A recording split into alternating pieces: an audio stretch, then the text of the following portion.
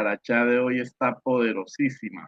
Es 5 de marzo del año 2026. Hoy vamos a estudiar la parachá Kitizá, que comprende desde el libro de Éxodo 30:11 al capítulo 34:35. Es la novena porción del libro de Éxodo o Sefer Shemot.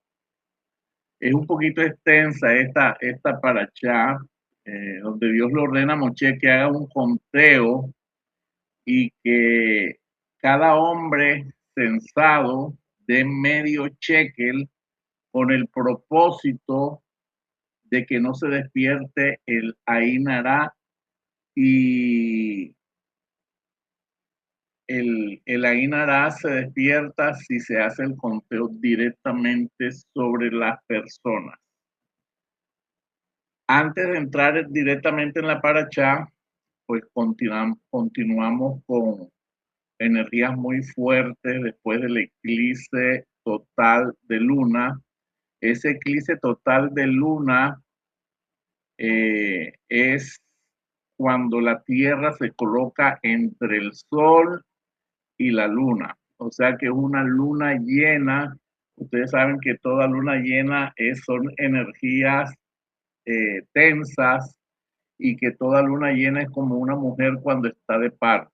¿Cómo está una mujer cuando está de parto? Le duele todo, está contenta porque va a dar a luz, pero está sufriendo porque todo el cuerpo le está reaccionando a ese proceso de parto.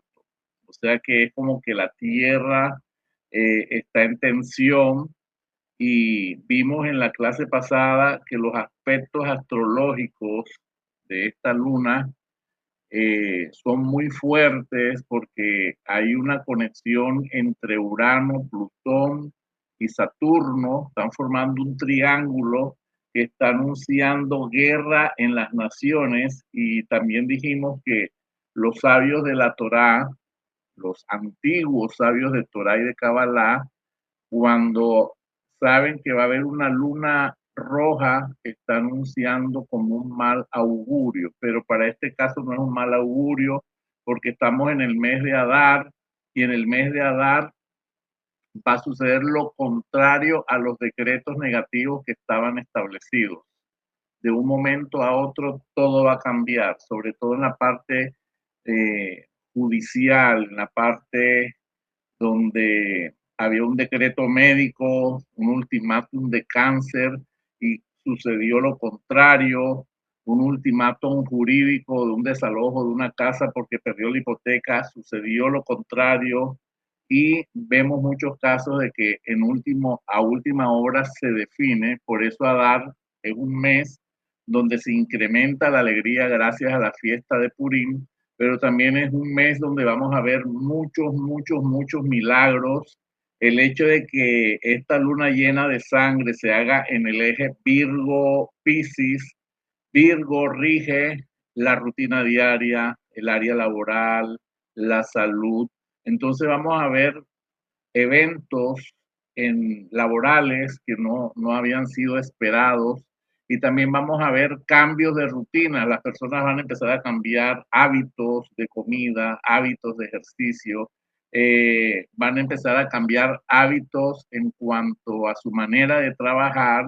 Algunas personas van ya a incursionar en la era de Acuario, donde todo va a ser descentralizado, y de cierta manera todos estos cambios que el Sol, la Luna y los planetas ejercen sobre la Tierra se están manifestando, y nos damos cuenta de que el mundo está convulsionado.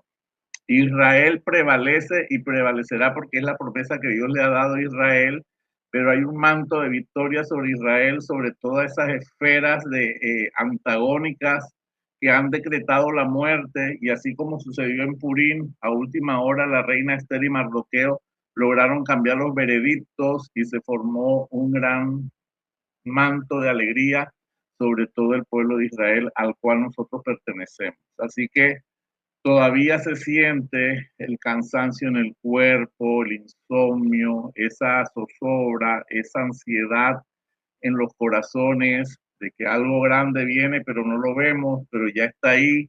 Eso es esa sensación que nuestras almas están teniendo y que nuestros cuerpos están somatizando. Un gran evento está a punto de suceder para la humanidad y un gran evento está a punto de suceder para cada uno de nosotros los que creemos. Para el mundo habrá oscuridad, pero para los hijos de Dios habrá gran luz. Entonces, la Parashá Kitizá, que realmente habla de idolatría, habla de Ainara, y vamos a empezar a tocar el tema sobre por qué es que se despierta esa plaga mortal si no se hace un buen conteo. Dice Éxodo 30:11. Hachén le dijo a Moche, cuando censes a los israelitas para establecer su número, no los cuentes uno por uno.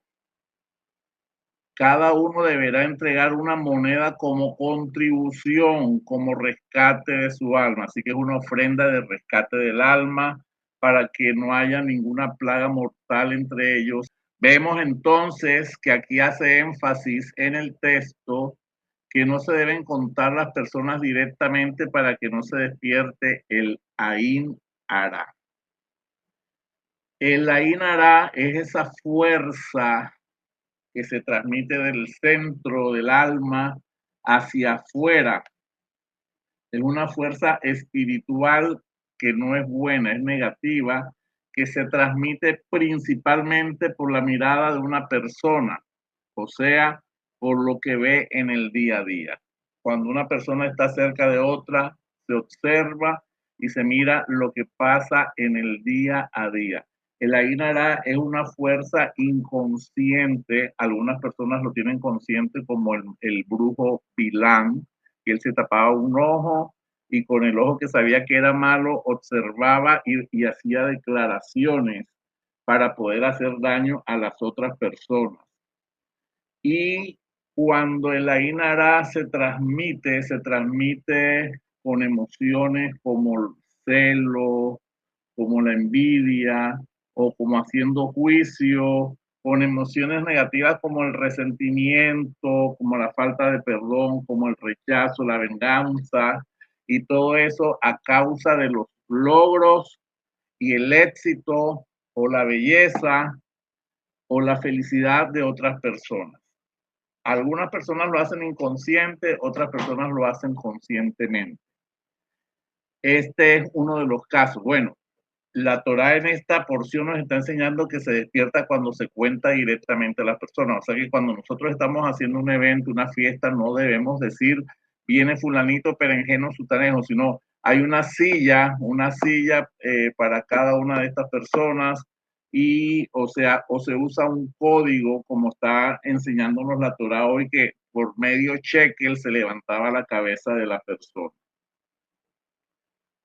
Aunque la persona no es consciente de lo que está proyectando por medio de su mirada, hay personas que practican cosas ocultas y sí saben que su mirada es fuerte, como lo dije anteriormente, el famoso brujo Bilán, que era comparado con la fuerza de Moche, sino que él estaba conectado al Sitra Ará, al otro lado, y Moche está conectado a los mundos superiores. Así que dentro de las mismas congregaciones que nosotros conocemos del sistema de creencia que nosotros venimos, el Ainara existe y hay siervos de Dios, entre comillas, siervos de Dios, que saben que pueden utilizar esa maldad para debilitar o detener el crecimiento de otras congregaciones. Casa de Oración Moriah fue víctima de una visita de un apóstol. El apóstol contó las sillas, pidió permiso para entrar y contó las sillas y ahí despertó el Ainara y de ahí en adelante fue muy fuerte las luchas que se tuvo para poder avanzar, para poder multiplicarnos. Y el Zohar explica que una mirada envidiosa puede despertar rigor o juicio. ¿Cómo funciona esto? Una mirada envidiosa puede despertar el rigor o el juicio divino sobre la otra al llamar la atención sobre la buena fortuna de alguien, entonces inmediatamente en los mundos superiores, en los tribunales del cielo, se provoca un examen celestial para determinar si esa persona se merece lo que tiene. Mire qué tan fuerte es cuando una persona tiene Ain Ara. Quizás es más fuerte que las mismas brujerías. Eh, una una persona afectada por el Ainara se le pueden detener, retrasar sueños, proyectos, propósitos. Vemos el ejemplo de José Hatzadit, el hijo de Jacob, que fue virrey en Egipto y después fue rey en Egipto. Cuando él contó los sueños a sus hermanos, los hermanos empezaron a burlarse y empezaron a decir, gobernarás tú sobre nosotros, y ellos se llenaron de envidia. Claro, había antecedentes de que él tenía la túnica de colores que lo distinguía de los demás hermanos y él no hacía trabajos fuertes, y ellos hicieron la chonjara contra José Hassadí y el sueño se retrasó años. Claro, también tenía que vivir un proceso. Lo bueno y lo que aparentemente no es bueno también viene de parte de Dios, porque José Hasadí tenía que ser procesado en varias áreas de su vida.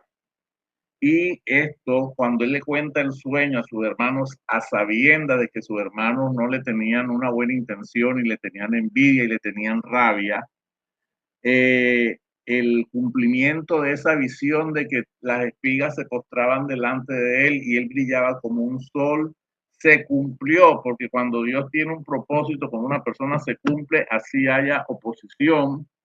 Y vemos aquí hoy en día, vemos aquí hoy en día que vemos aquí hoy en día que aunque el propósito profético se cumpla, aunque haya una palabra profética, aunque haya el respaldo de Dios y las personas sean consagradas, santas, divinas, tenemos que cuidarnos del Ain Ara, porque hay personas que estaban destinadas para el éxito, pero no se cuidaron de la envidia. Son personas nobles, son personas buenas que de pronto en lo más profundo de su corazón no se imaginan que haya maldad en otras personas y fueron bloqueados y algunas personas han muerto en el proceso o han quedado inválidos o han quedado en cama sin saber de dónde vino el bloqueo. Dicen los grandes estudiosos de la Torá y de la Kabbalah que la Inara es tan fuerte que cuando uno pasa por el frente de un cementerio, el 99% de los habitantes de ese cementerio o de los que están enterrados ahí fueron víctimas de un Ain Ara, de una mala mirada. José Hatzadí, a pesar de que su destino estaba marcado por el éxito, vivió episodios muy duros, muy fuertes a causa de la envidia de sus hermanos. Esa túnica de colores que lo diferenció, esos sueños donde él manifestaba que él se iba a iluminar como un sol y las otras espigas se iban a doblegar sobre él. Esa preferencia de su padre lo llevó a padecer cosas inimaginables, como el asesinato, el intento de asesinato, fue exiliado de su entorno familiar, fue tirado en una cisterna sin pensar que de pronto en la cisterna lo podía matar una culebra o un escorpión, vivió abuso, vivió esclavitud, vivió cárcel a causa de la Inara. Claro, después de superar todo eso, después de superar, porque cuando uno está en esa situación de bloqueo, nuestra alma busca y busca y busca cómo romper ese bloqueo, cómo romper esa parálisis. eh, Al vencer todas esas fuerzas de oscuridad, José Hasadí se convirtió en un arquetipo de quien es inmune a la Inara. ¿Quién es inmune a la Inara? Pues difícilmente. Difícilmente porque dice Proverbios 24, 27, perdón, ahorita lo confirmo. Proverbios dice, ¿quién se sostendrá delante de la envidia? ¿quién se sostendrá delante de la envidia? Puede haber brujería, puede haber otras cosas, pero la envidia es una energía tan fuerte, tan fuerte, tan fuerte, que las personas caen enfermas, se les paralizan los proyectos, tienen enemigos ocultos y no saben qué es lo que está pasando en realidad. Por ejemplo, vemos la historia de Moshe con Cora, la rebelión de Coré. Él era primo hermano de Moshe, tenía las mismas cualidades en sabiduría, en riquezas, en consanguinidad, pero Cora, por consejo de otras personas, la Chon Hará, empezó a envidiar la posición espiritual de Moshe, con la diferencia de que Moshe tenía por derecho la que una sacerdotal y Cora era levita. Levita es columna izquierda, el sacerdocio es columna derecha y no se puede anhelar algo que no le corresponde a una persona. La tierra se lo tragó porque la justicia de Dios es real en la vida de las personas. Vemos el caso de Caín y Abel. Caín activó esas fuerzas destructivas contra su propio hermano porque hay una de las características de la envidia es que produce ese yeser hará de una manera incontrolable. Según Génesis 48, Caín no solamente envidiaba la aceptación que tuvo Dios sobre la ofrenda de Abel, sino que Abel tenía una hermana gemela adicional, o sea, una esposa adicional. Vemos entonces cómo la envidia siempre se desarrolla en personas muy cercanas y la envidia empieza a corcomer los huesos de la persona. O sea, es algo que aunque muchos lo tengan inconscientemente, la envidia produce esa angustia interna en el corazón de las personas y aunque también puede haber envidia de personas que te miran de lejos, lo más corriente o lo más común es que la persona que esté cerca de ti es la que esté admirándote con envidia, porque puede ser una admiración. Normalmente una persona que te tiene envidia te halaga, una persona que te tiene envidia te echa piropos y tú no sabes cuál es la intención de ese piropo o qué está disfrazado detrás de esas palabras. La envidia es esa fuerza protectora o destructiva detrás de la mirada e incontrolable. Como le dije anteriormente, Proverbios 27:4 dice, cruel es la ira e impetuoso el furor, mas ¿quién podrá sostenerse delante de la envidia? Entonces, ¿qué podemos hacer delante de esto? Cuando una persona está atacada por la envidia y no lo hace consciente, pues nosotros que estamos en el camino del despertar de conciencia, sí tenemos que identificar qué hacer. Y la mejor manera de protegernos contra el mal de ojo es mantener una fe firme que ningún arma forjada contra nosotros prosperará, que somos inmunes a las malas vibraciones. Claro, tenemos que tener las puertas cerradas. Normalmente la envidia viene asociada con la chonjara y no solamente la persona que te envidia, sino que también nosotros tenemos que cuidarnos de no abrir brechas con la queja.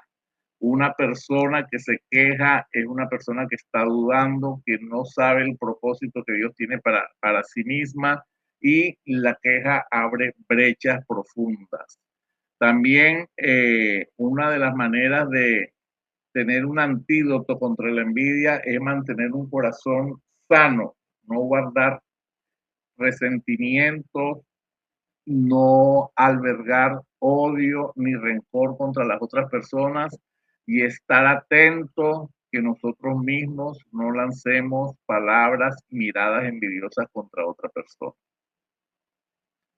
El que esté libre de pecado que tire la primera piedra. Muchas veces nosotros decimos, no, yo no soy envidioso o yo no tengo ainará, y cuando tú te observas de afuera hacia adentro, es posible que tengas indicios de padecer de este flagelo.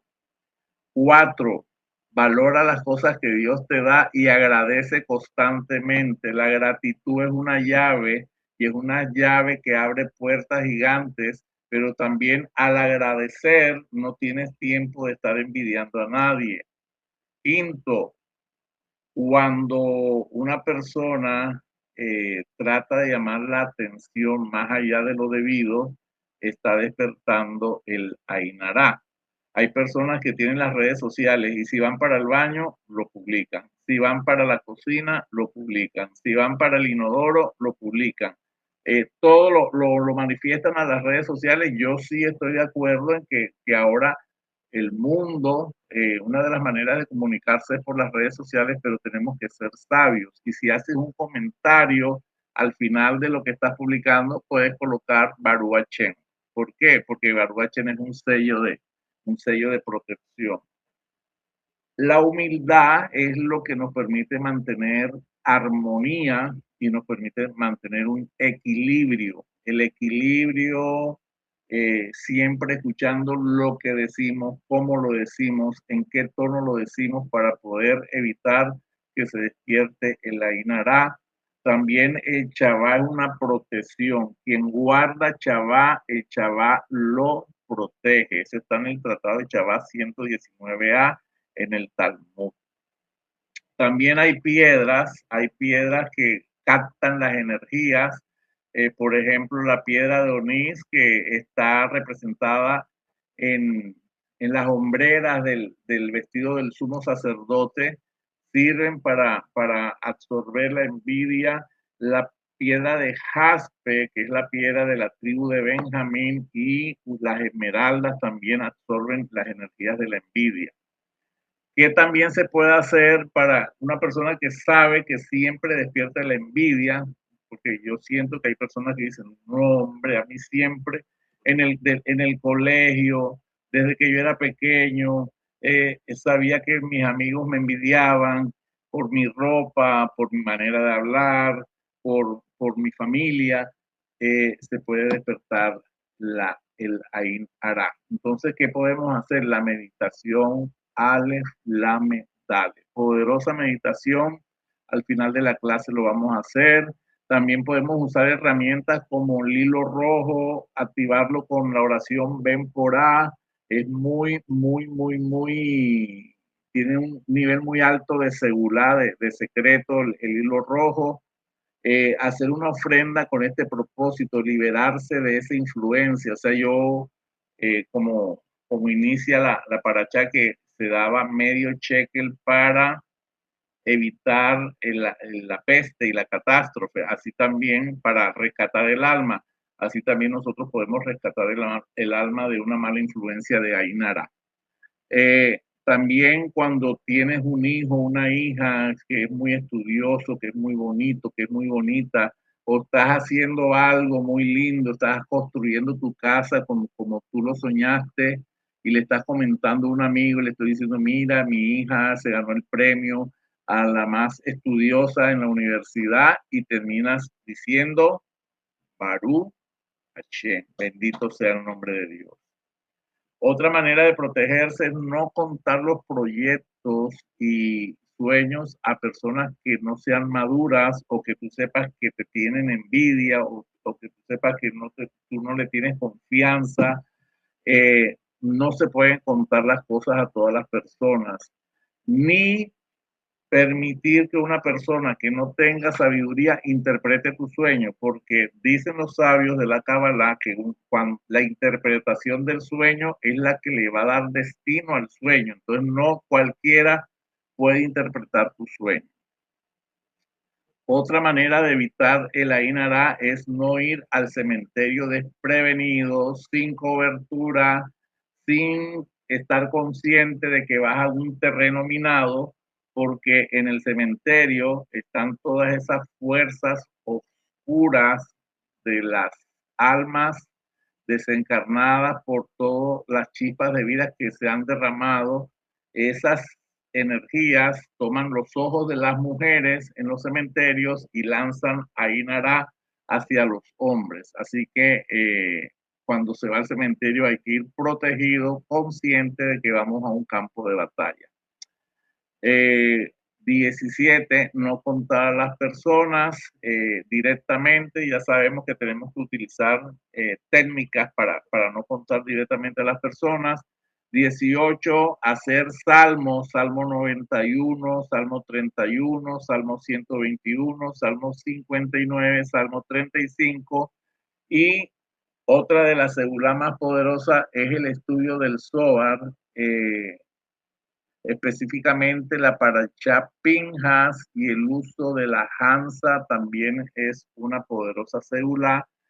También la Parashá donde se habla en Génesis 37 de José Hatzadí, él mismo es un antídoto contra el Ain Ara.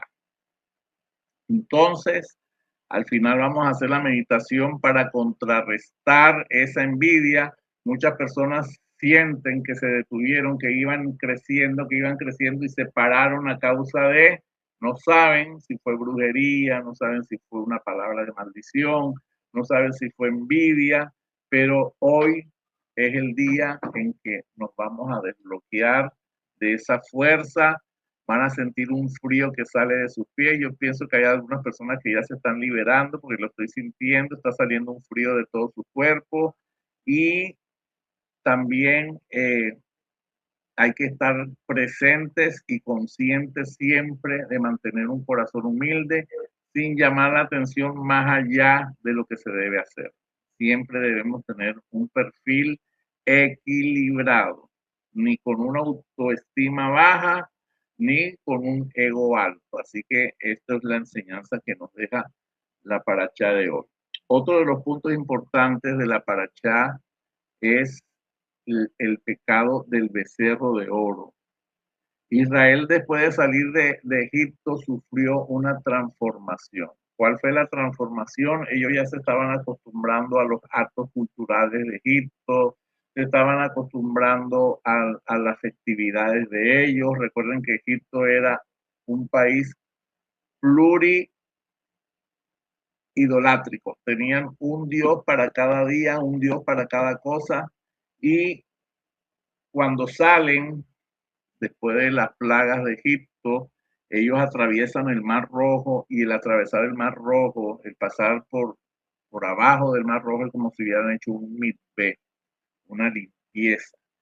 Después, caminar bajo las nubes de gloria y con las columnas de fuego era una cobertura especial de parte de Dios. Cambiaron su alimentación, empezaron a comer maná y empezaron a comer codornices. Y en el momento en que llegan delante del monte Sinaí, 3 días antes de la entrega de la Torá, Dios los sana a todos. En ese trayecto de la salida de Egipto a llegar al monte Sinaí, pasaron 50 días. Esos 50 días, bajo la gloria de Dios, ellos delante de la presencia del Eterno dijeron: Nacen Benimías, haremos todo lo que tú nos has dicho. Entramos en pacto. Eso fue como un gran matrimonio entre Achén y el pueblo de Israel. Salieron 600,000 hombres de guerra, sin contar los ancianos, sin contar los niños, sin contar las mujeres. Yo digo que más o menos eran 3 millones de personas que salieron hacia el monte Sinaí. Allá alcanzaron una grandeza que solo podía venir de Dios.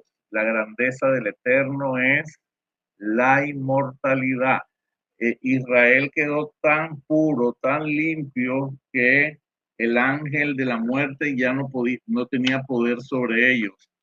Dice el Midrash que ellos alcanzaron tanta pureza en ese trayecto y en ese momento, que tenían imagen como de ángel. Pero el pecado del becerro de oro provocó una impureza inmediata. Cuando el Zohar nos dice que los verdaderos culpables de este pecado eran los Eres Rat, que eran simpatizantes extranjeros que escucharon de la grandeza de Hashem, de la grandeza de Moshe, lo que había pasado en Egipto. Ellos se adhirieron a las personas que iban para la tierra prometida, se adhirieron a las multitudes. ¿Quiénes eran los Eres Rat? La generación que hablando aquí ya en el nivel secreto, la generación que murió en el diluvio, la generación de la Torre de Babel, la generación de los magos de Egipto y para esta escena, la generación del becerro de oro.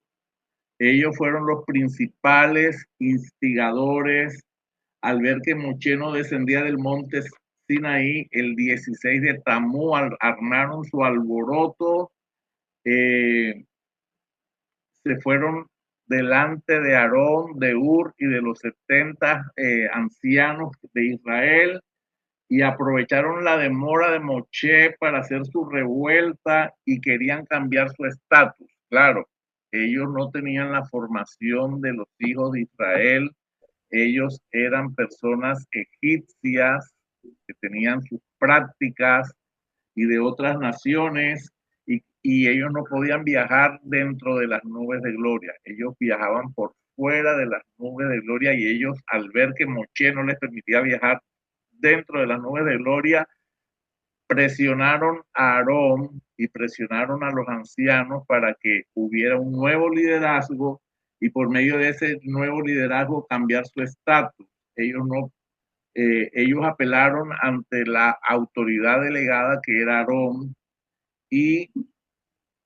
pidieron hacer un arquetipo para que se les concediera el mismo estatus de los judíos de linaje. Cuando Ur escucha esto, lo reprende, uno de los Eres Rat inició una lapidación y todos levantaron sus piedras y lo mataron, lo asesinaron. Y el arma de Ur en ese momento hizo Kiddush Hashem, o sea, santificó el nombre de Dios. Y Dios le prometió a Ur que sus descendientes tendrían gran renombre en el mundo. Y así el linaje de Ur pues prevaleció y personas importantes en la historia de Israel venían de la descendencia de Ur. Entonces los Eres Ra utilizaron artes mágicas, imagínense eso. Ellos utilizaron las fuerzas del otro lado para dar vida al oro que habían recogido y crear una entidad. Eso lo podemos leer en el Midrash, página 291, lo vamos a leer. Midrash, que los dos hechiceros, Lanus y Lambrus, hijos de Bilán, recuerdan a Bilán, el hechicero que fue contratado por Balán para maldecir a Israel, pues ya ahí estaban los hijos de Bilán y usaron su poder mágico por medio del Ruach Hatumá. Nosotros tenemos en nuestro segundo nivel del alma el Ruach HaKodesh, ellos tenían el Ruach Hatumá. Y dice el Midrash, el espíritu de maldad, de oscuridad. Los dos hechiceros egipcios, Lanus y Lambrus, hijos de Bilán, ahora pusieron su poder de magia a trabajar.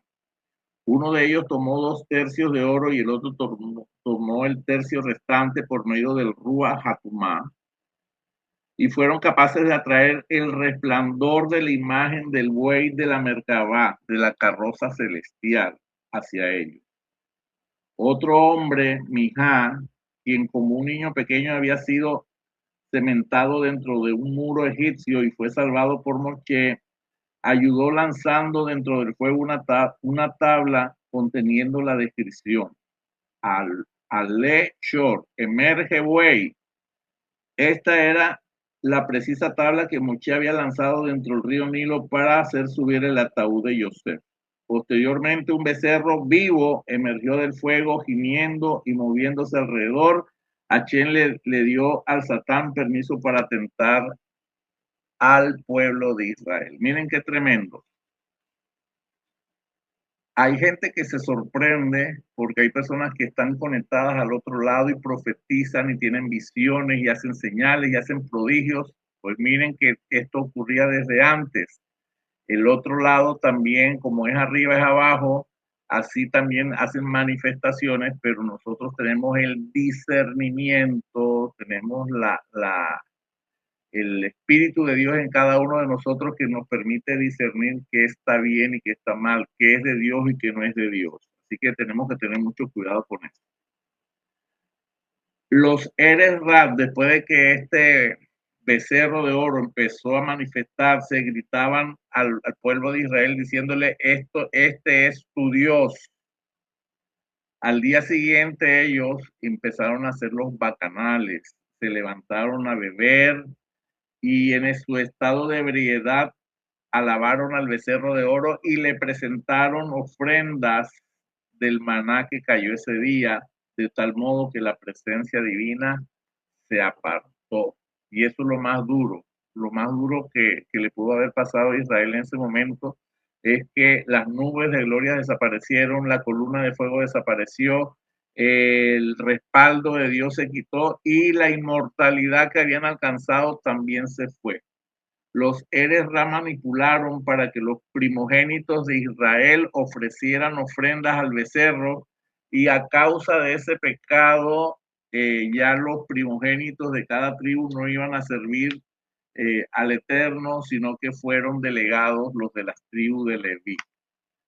La adoración al ídolo condujo a la frivolidad y al libertinaje.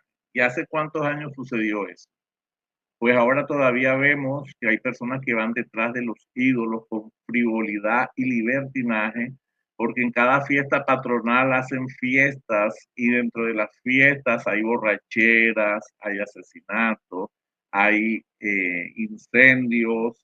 Escuchamos cada vez que hay una fiesta de una virgen por allá y se incendian los buceteros y lo vemos como algo normal, lo vemos muy pragmáticamente, pero es lo mismo. La idolatría trae frivolidad y libertinaje y trae consecuencias.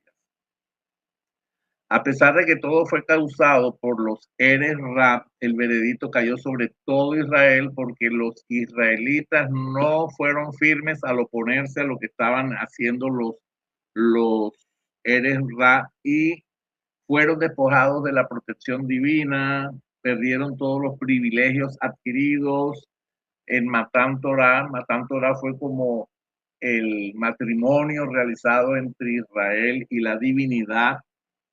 Posteriormente Moshe sube y empieza con toda su sabiduría y con todo su amor por Israel. Sube 3 veces 40 días. La primera vez cuando venía con las tablas se rompieron, la segunda vez y el 1 de Lul hasta el 10 de Tisrei, Hashem da el veredicto de perdón al pueblo de Israel, vuelven las nubes de gloria, vuelven las columnas de fuego y ese día que Yom Kippur fue designado el día del perdón por las siguientes generaciones. Cuando Moshe desciende con las segundas tablas, su cara brillaba tanto, era el reflejo de los rayos de luz que salían del trono de Dios. Moshe no solo, Moshe no solo estaba implorando techubá y perdón delante del trono de Dios, se adhirió tanto a la divinidad que se desconectó de la densidad de este mundo. Se desconectó de una manera y hasta su cuerpo físico se transformó. Moshe fue impactado por la luz divina de la gloria de Dios. Así que al elevarse, cuando el Zohar nos habla de que Moshe fue transformado, fue porque él provocó una elevación en su conciencia y se desconectó de la densidad, y eso es lo que nos quiere enseñar siempre la divinidad, el Zohar y la Torá, que nosotros tenemos que unir los mundos superiores con este mundo inferior, pero desconectados de los problemas, desconectados de la ansiedad, desconectados de las circunstancias, y ponernos por encima. Y aunque Moshe tenía muchos secretos que él sabía aplicar, le permitió unir el mundo físico y los mundos superiores, así que Moshe es un ejemplo a seguir en humildad, en sabiduría y en aprender a emular los atributos de Dios. Cuando Moshe descendió, las personas no lo podían mirar cara a cara porque era tan fuerte la luz, y ellos habían descendido nuevamente a ese nivel de impureza que ellos no podían resistir la luz que Moshe estaba emanando. Eventos importantes que tenemos que recordar en esta paracha. Las mujeres no aportaron su oro para el becerro de oro. Los primogénitos perdieron su investidura sacerdotal y le fue dado a la tribu de Leví. Las nubes de gloria se apartaron, las tablas de la ley fueron quebradas, la Chequiná se apartó del campamento. Todos los que adoraron el ídolo les dio lepra y muchos murieron. Hubo una gran mortandad. Moshe descendió con las nuevas tablas el 1 de Lul. Moshe consigue el perdón para Israel el 10 de Tisrei, que es Yom Kippur, y el rostro de Moshe resplandecía. Vemos la gravedad de la idolatría.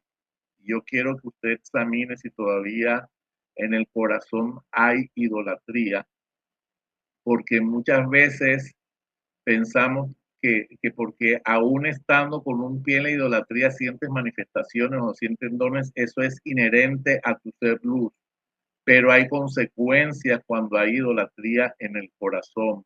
Ves un bloqueo en tus finanzas, ves un bloqueo, y hasta que abras tu corazón y te eleves como Moshe en un nivel de conciencia, entonces todos esos bloqueos van a desaparecer.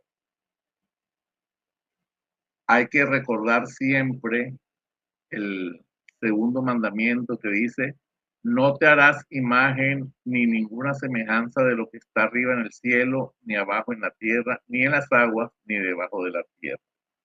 La idolatría con el becerro de oro fue un cortocircuito cósmico que todavía hoy los ayunos que se dan muy fuertes en la Torá, el 17 de Tamuz y el 9 de Ab. 17 de Tamuz por el pecado de idolatría con el becerro de oro, y el 9 de Ab por el pecado de la Chon Jará, por haber hablado mal de las promesas de Dios hacia la tierra prometida. Y vemos cómo esta paracha nos ayuda a entender que muchos bloqueos en la vida están por falta de conocimiento. La primera parte que enseñé sobre la Inara, y esta segunda parte porque todavía hay personas que tienen idolatría en su corazón y ven los bloqueos, están sufriendo, están viviendo consecuencias de la idolatría y no despiertan. Digo a todas las personas que de espíritu generoso siempre nos ayudan, nos agradezco a cada una de las personas que están conectadas por sus aportes, por ese corazón generoso, y porque definitivamente hay que ser conscientes de que para cosechar hay que sembrar. Siempre esa ley tiene que estar en nuestro corazón. Mando un abrazo a todos. Gracias por estar aquí. Shabbat shalom.